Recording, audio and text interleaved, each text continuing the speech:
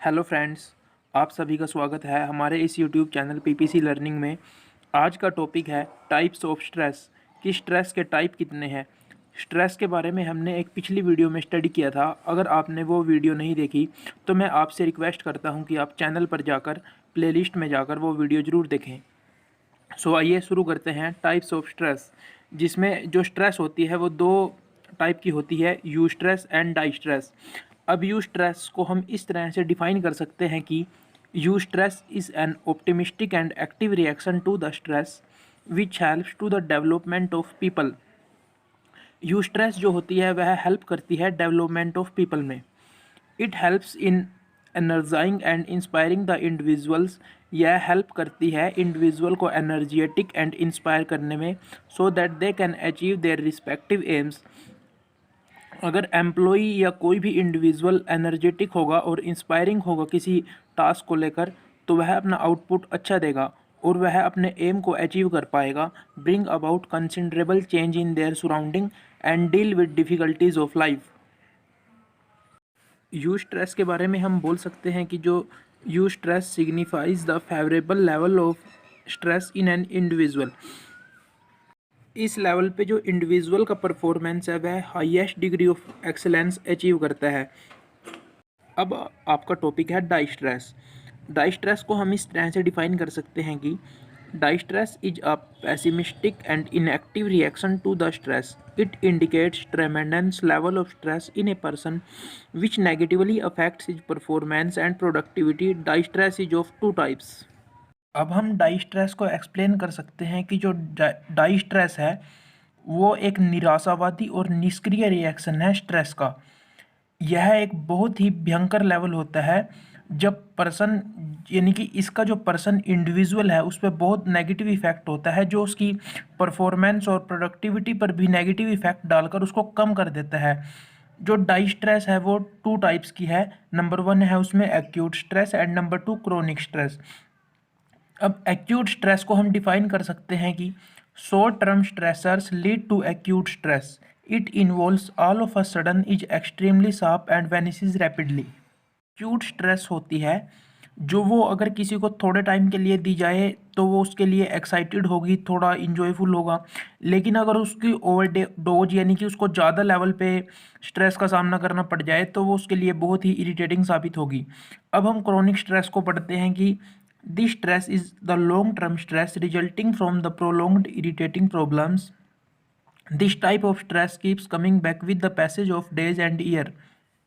ये जो chronic stress है ये कई कारणों से आती है, जैसे बहुत लंबी बीमारी के कारण कोई भी इंडिविजुअल या कोई भी पर्सन है वो निराश रहने लग जाता है, उसकी टेंशन बढ़ जाती है, तब क्रोनिक स्ट्रेस उत्पन्न होती है।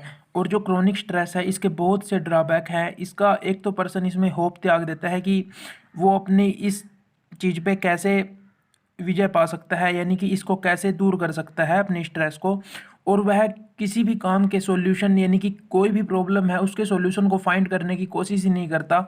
सो यह जो क्रोनिक स्ट्रेस है यह एक भयंकर स्तर होता है स्ट्रेस का।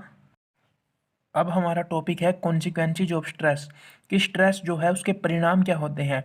Stress can result in numerous positive and negative consequences.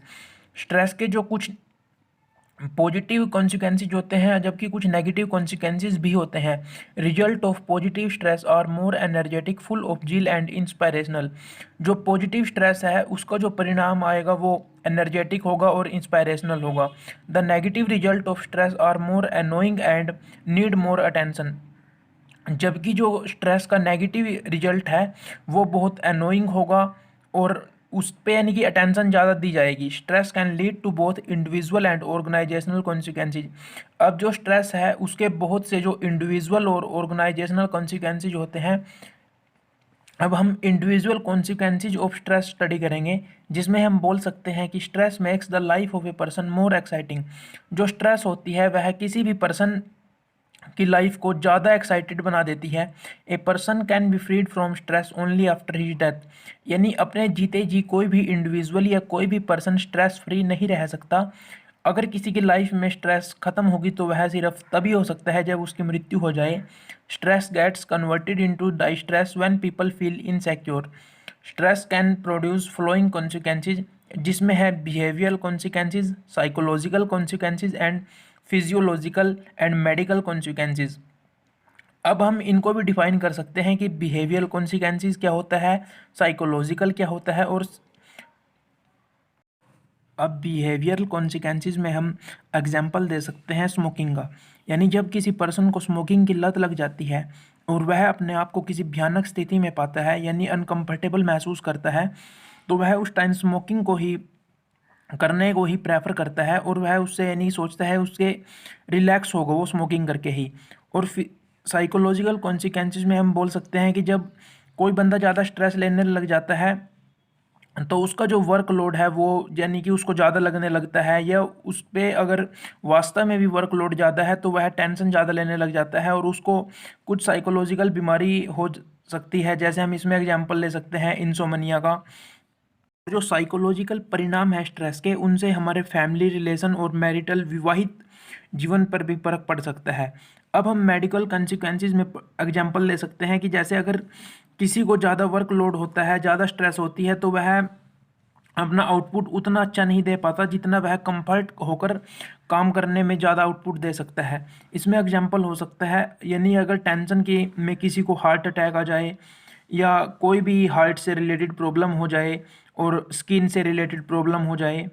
अब हम पढ़ेंगे ऑर्गेनाइजेशनल कॉन्सिक्वेंसेज ऑफ स्ट्रेस।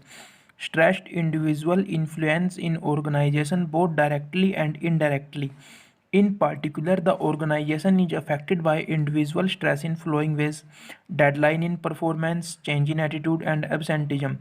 अब absenteeism में हम सिंपली डिफाइन कर सकते हैं कि जब कोई इंडिविजुअल स्ट्रेस में होता है, यानी उसका किसी भी काम में मन नहीं लगता, तो वह वहाँ से अब्सेंट रहना शुरू कर देता है। कई बार उसको कुछ रियल में भी प्रॉब्लम हो सकती है, जैसे किसी को फैमिली प्रॉब्लम, फैमिली में डेथ होना या रिलेटिव्स में कुछ अप्रिय घटना घटना। चलो वो तो एक नॉर्मल चीज़ें हैं कि कोई भी एब्सेंट रहेगा ही, लेकिन कई बार इंडिविजुअल या कोई भी पर्सन ऑर्गेनाइजेशन से बहाने बनाकर एब्सेंट रहना शुरू कर देता है। तो चाहे कारण उसका सही हो या गलत, अगर कोई एब्सेंट रहेगा तो उससे जो ऑर्गेनाइजेशन का आउटपुट है उस पर तो इफ़ेक्ट पड़ेगा ही पड़ेगा। तो आप समझ सकते हैं कि अगर अब इफ़ेक्ट पड़ेगा और उस टारगेट को दूसरे एम्प्लॉयज़ में बांटा जाएगा तो उससे क्वालिटी और क्वांटिटी दोनों में फ़र्क पड़ेगा। तो यहाँ से हम बोल सकते हैं कि स्ट्रेस के जो ऑर्गेनाइजेशनल कॉन्सिक्वेंसेज ऑफ स्ट्रेस और इंडिविजुअल कॉन्सिक्वेंसेज ऑफ स्ट्रेस दोनों हैं। अब हमारा टॉपिक है स्ट्रेस मैनेजमेंट, कि स्ट्रेस को कैसे मैनेज किया जाए। आइए इसके बारे में थोड़ा स्टडी करते हैं। और यहाँ पे मैंने इस वीडियो में आप देख सकते हैं कि मैंने शॉर्ट्स नोट्स भी प्रोवाइड किए हैं, तो यह वीडियो आपके लिए बहुत यूजफुल होगा। Stress management assists in overcoming stress and increases the level of motivation and efficiency of the employees. जो स्ट्रेस मैनेजमेंट टेक्निक्स हैं वो स्ट्रेस को ओवरकम करने में मदद करती हैं और मोटिवेशन को बढ़ाती हैं। It involves recognition and examination of problem related to stress. इन टेक्निक्स में हम जैसे कि किसी प्रॉब्लम के आने का क्या कारण है और वह प्रॉब्लम किस तरह की है उसको रिकॉग्नाइज करते हैं और उसको एग्जामाइन करते हैं ताकि उसको सॉल्व करने में मदद मिल सके। Human being are enable to remain stress free.